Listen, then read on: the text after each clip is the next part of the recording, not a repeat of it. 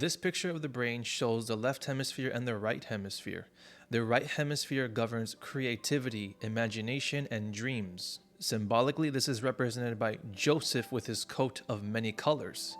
There's the connection with the right hemisphere being colorful, and then Joseph with his colorful coat. And so it's not a coincidence that Joseph can interpret dreams, because this is where the dreams dwell, and it has the correlation with imagination, with color, the abstract part of your mind. So if you want to make your dreams come true, it's important to understand how your brain works, how your mind works, and how this works on a spiritual level. Because we all have dreams and we all have aspirations, but many times they go unfulfilled. But within you is a Joseph, a dreamer, which wants to make all of your dreams come true. Now, we were all dreamers once. When we were very young, we had many dreams and aspirations. Many of us wanted to be astronauts, we wanted to be actors, and we wanted to be things that seemed impossible to do. And this is the nature of dreams. It is simply a dream. It's something that you want to make happen, despite it being impossible. But what happens over time is we lose this spark. Now, the story in the Bible explains what happens within us, why this happens, and why we have this downfall, why this spark goes away. Joseph is the youngest of all of his brothers. He has several brothers who work hard on the fields every single day, and Joseph just has the job of doing the easy work, just tending the flock. Joseph was also his father's favorite, which didn't help because that just made his brothers jealous. So Joseph has a higher position than his brothers simply because he's favored. And since Joseph is favored, he receives a coat of many colors by his father, which annoys his brothers. But what this represents is he is the dream interpreter. He is the dreamer within all of us. It is very easy to dream. This is the nature of dreams. It is very easy to go off in a daydream and just imagine yourself somewhere, to paint this picture and to relax in it. It's very easy and it's enjoyable. Now, Joseph's brothers represents your logical mind, which is right next door to the right side of the brain, which is the left side of the brain. This is literally the sibling. So you can think of your left and right hemispheres as being siblings, in which the right hemisphere represents Joseph, and then the left hemisphere represents his brothers. Your logical mind constantly does the hard work. It does the thinking, the overthinking, and the stressing out. So when you have a dream, for example, or you want to get something done, it's your logical mind that says what is possible and what is not possible. How are you going to get things done? What do you have to do? And how can you make it a reality practically? But this side of thinking is the one that does most of the hard work, because now you're trying to make it a reality and trying to do this on a physical level. So what drives his brothers absolutely insane is the fact that Joseph has a dream that he will be above all of them. He will be exalted higher than them and even his own father. So they scoff at the idea, thinking, well, he's just a dreamer. This is not true. So they're very dismissive of it. And this happens to us all the time when we have a dream. Our mind is quick to shut us down and say, well, that is simply a dream. It's not going to happen and it's not going to be a reality. The story goes on, and through their hate of him, they decide to throw him into a pit and then sell him off into slavery. And it's quite malicious because they say, let us cast him into some pit, and then we shall see what will become of his dreams. So this happens to every single one of us. How our dreams are thrown into a deep, dark pit, and then our dreams seemingly go away. They vanish. What will become of your dreams when they are thrown into a pit? This is symbolic of the falling of all of those dreams. As I mentioned earlier, when we're children, we have so many dreams and aspirations, but then all of us are thrown into a pit at some point. But this is all by design, because Joseph didn't do anything wrong. And you are not doing anything wrong because you have dreams. It is just the nature of your left side of your brain to shut down all of your dreams because they're opposite. The right side of your brain is imaginative, it is dreamy, but your left side is practical and it is logical. So they must actually learn to work together rather than be opposed to each other. But it is your logical side which rebels and battles against the right because it will not understand the dream nature. And so without dreams, you enter the pit, which is hopelessness, depression, and a sense that you can't get anything done. And this is not even the end of the story, because this is part of how Joseph will continue to expand himself and become someone in the future. So it is the same with you, how when you are thrown into the pit of hopelessness and depression, this is just the beginning. So as Joseph is sold into slavery by his brothers, he makes it to Egypt, which is symbolically the land of darkness. So this represents more darkness, but it is different from being thrown into the pit.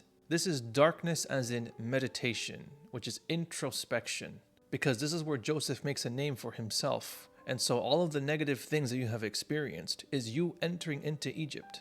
All of the negative experience that you have been through is meant to push your head, your mind, inward and seek answers inside of you, not outside of yourself, because this is where your dreams dwell, in you. Now, while Joseph is in Egypt, he gets falsely accused of trying to sleep with Pharaoh's wife. This symbolically represents negative emotions and feelings from the right side of the brain trying to infiltrate your mind. So in the land of darkness, when you go through all these negative things and you enter meditation, you may be faced with many negative things that come to the surface from everything that has happened to you. And then you can mingle with them. This would be representing of you lying down, so to speak, with Pharaoh's wife. But Joseph didn't do that. Prison simply represents a going inward. Just like a seed is planted in the darkness, it creates roots and then eventually sprouts forth. It represents the same thing. So Joseph, being the dream interpreter, interprets Pharaoh's dream, who nobody in all of Egypt could interpret. So this exalts Joseph and gets him out of prison. So later on in the story, there is a great famine, in which the whole land is struck with no food, no rain, no anything. Egypt, being prepared for the famine, has a storehouse of food to provide for all the nations around it. So Joseph's brothers, who put him in the pit and sold him into Egypt, go to get food from Egypt, and then Joseph sees them. So what happens next is full circle. They are transformed and they are changed because of all of the suffering they have caused upon their brother Joseph. They saw how much their father mourned and how much their father suffered for the loss of his favorite child. Now, this is the working together of your left and your right brain. This is when everything is in harmony, and this is when everything works inside of you. The dreamer is now on top, and it works with the left side of the brain to make your dreams come true. There was nothing Joseph did wrong. It is simply the dream nature that is opposite of the left side of the brain. But when they work together, the right side of the brain comes out on top. This is where you get into manifestation. This is where you get into making your dreams come true. You have to have that faith element. You have to have that dream in which you say, I want to do this, and that's it. It doesn't matter how I'm going to do it. I'm going to do it some way. You need to have that unshakable faith where you have a dream and you just believe in it. And you do anything to make it come true. It is an unshakable dream that nobody can tell you that you cannot do it. Within you is Joseph the dreamer, dreaming to this day, constantly being put down by his brothers within you.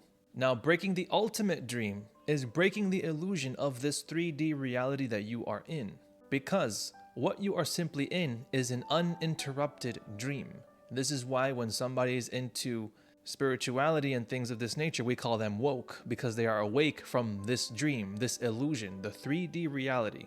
There are phases of wakefulness that you reach within this life, and this happens through the expansion of your consciousness. But just like Joseph had to go through many things to reach the final state that he had, the really high position in Egypt, you must go through that. But in reality, you probably have been through enough problems already to make something out of your life, to learn from it.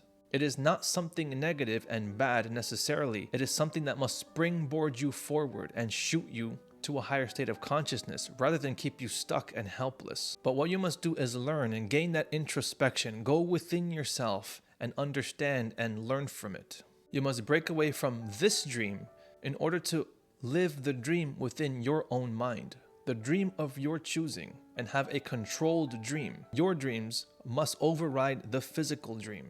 You must break the illusion that you are in. If you are not living your own dreams, you will be living someone else's dream by side effect, because your dreams are not strong enough. And then you will always be stuck in that pit. You will always be stuck in Egypt, and you'll always be stuck in prison. So you must make your dreams big. So big, in fact, that nobody can tell you anything. That you just believe it and you embody it, and you are just your dream, no matter what.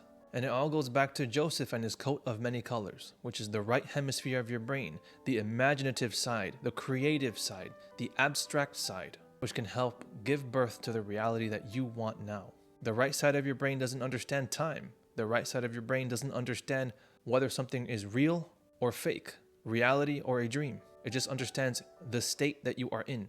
And that's what makes the right side of the brain so special. Because you can choose to be happy. You can choose to embody any state of being right now. And what better way to embody a state than in meditation, in the darkness? This is where you will come out and shine like never before. And to wrap up the story between him and his brothers, it simply represents how when you have that dream and you hold on to it, the left side of your brain will follow. It will help you to make it a reality. And Genesis 50 and verse 20 is one of the most beautiful verses ever, where it says, "You sought evil against me, but God meant it for good." So look at your life and look at all the evil, all the bad things that have ever happened in your life. That is still not evil enough for you to sink in that hole forever. Because whatever happens to you, God always means it for good. No matter what anyone does for you, no matter what anybody says, no matter what you think about yourself, it is all meant for good at the end of the day, for your own growth. If you guys have any questions, leave any comments in the comment section below. I'll be more than happy to answer any questions you guys have. Like this video and subscribe for more content like this. And I'll see you guys in the next one.